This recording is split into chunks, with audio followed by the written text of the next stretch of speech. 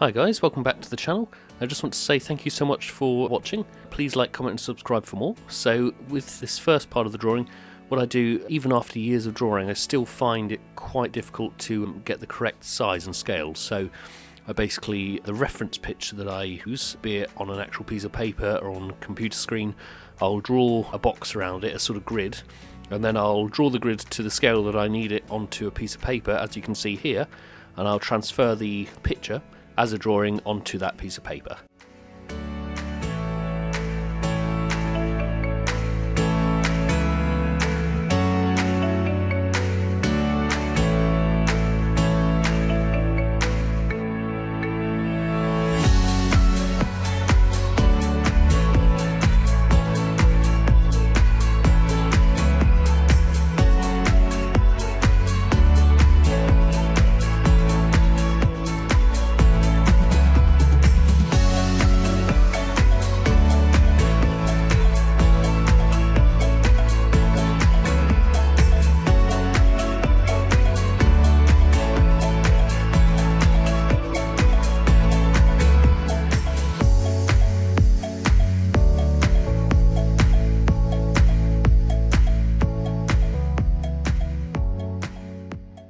Once I've finished drawing the actual subject matter of the drawing, I'll then, there's a sort of style that I quite like doing at the moment, which is where it's having the characters or the object, whatever it is that I'm drawing, sort of popping out of the frame. So what I do is I draw a small box as if it's a sort of a comic frame, and then the character, as you see there, is just popping out of it. Once I've done that, I then go over the outline of the drawing with different sized fine liner pens just to get it to stand out, and then I can rub out the actual grid and just have the drawing remaining of what I actually want to use.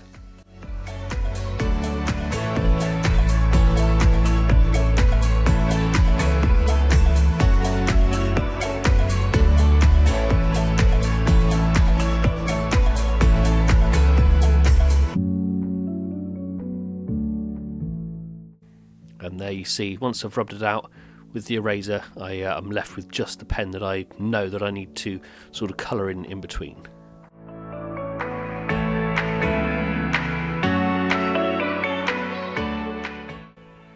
With these drawings as well, it actually works out, obviously here, for the YouTube video, I've gone around the drawing in black pen, which then when you go to then colour it in with the pencils is very hard to get rid of. But what I would do, if I wasn't doing it for the video, so that it doesn't stand out through my colouring pencil, what I would actually use is a very light grey or a light brown pen, fine liner, because that doesn't actually show through the pencil then. And with this actual colouring in all the sections, before I started doing this sort of process of trying to sort of colour in semi-realistically, I watched artists like Heather Rooney and was just absolutely gobsmacked by her unbelievable talent and the style as well of her colouring in. And I was always sort of wondering, when I watched the videos of these artists, why don't they sort of colour in the entire helmet as it would be here, then go back into sections. But now I realise, doing it myself, that it's really important to actually concentrate on a little bit at a time, get the shading and the depth and the bright sections all done for that part, then move on to another section.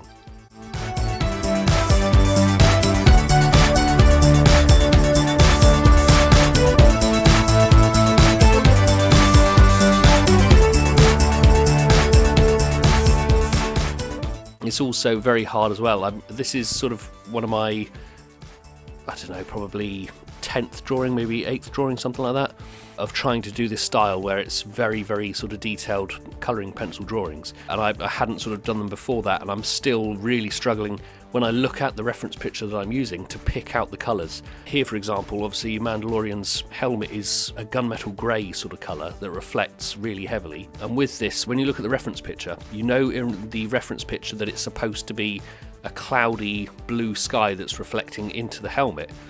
but you can see that in the actual reference picture. But when you try to do it on the drawing, it's very hard to actually pick out the colours. So there, just for that split second, you saw me going back to the shoulder pad, because I suddenly realised, looking at the picture, that there's a lot of dark blue in one part of the shoulder pad. So I quickly went back and did that, and it's just working through trying to pick out the colours. You'll look at a black glove, and then when you actually properly look at it to study what colours are in it, you suddenly realise, no, actually it's mostly red, and it's got a bit of brown there, and suddenly there's a bit of blue here, and to get all of the colours that merge into the colour you think you're seeing is quite tricky.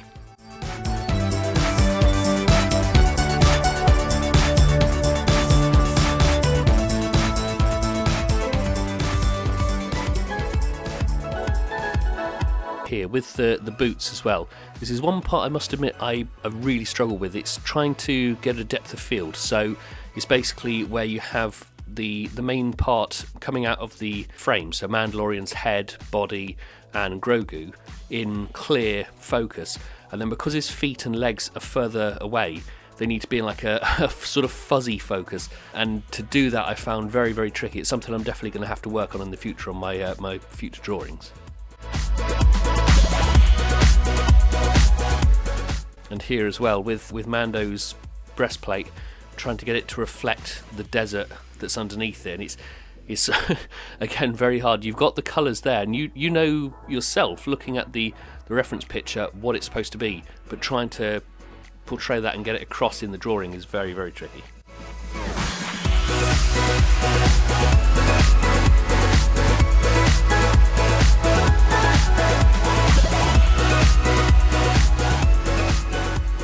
The actual reason why I'm going all the way around doing the Mandalorian's arm, hands, absolutely everything, but not Grogu, is because all this time I'm thinking, oh my, how on earth am I going to do Grogu?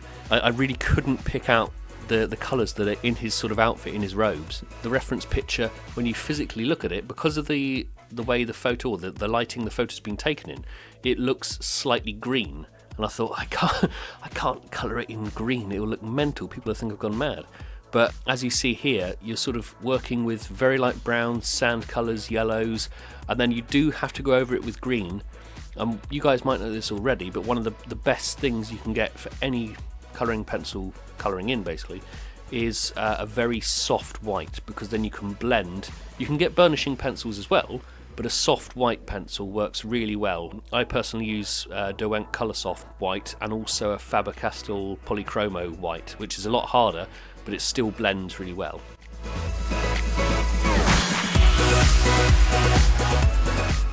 There are certain points when you've laid down so many different colours. Some of them are quite, especially the Derwent pencils, they're so waxy and crayon-like that you can't actually get a white to sort of sit on top of them, so you can't get a white to be bright enough. Say it's a reflection on a visor or something like that. So what you then have to do is, depending on the paper you're using, you can scrape off using a scalpel blade to reveal the paper, but I personally, what I use is a Posca pen, which is like a paint pen, but it's white, so you can just dab into certain areas and then scrape off too much if you want to.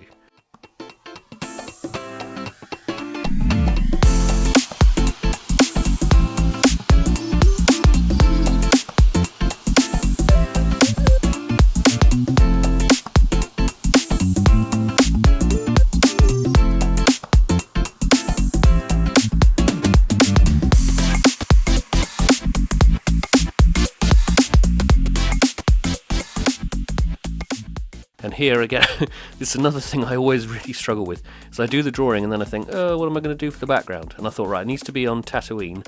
And when you look at photos of deserts, in the background, the sand dunes look slightly dark and black. So I was trying to get that effect as well. And then with here, obviously on Tatooine, you have two suns.